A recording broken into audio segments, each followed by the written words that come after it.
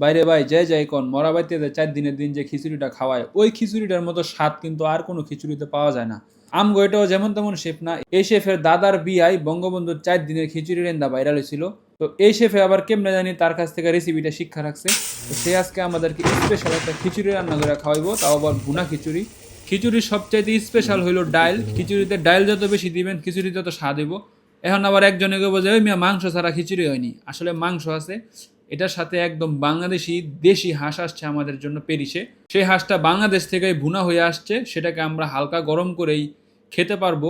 তো অত্যন্ত চমৎকার ভুনা খিচুড়ির সাথে বাংলাদেশি হাঁস।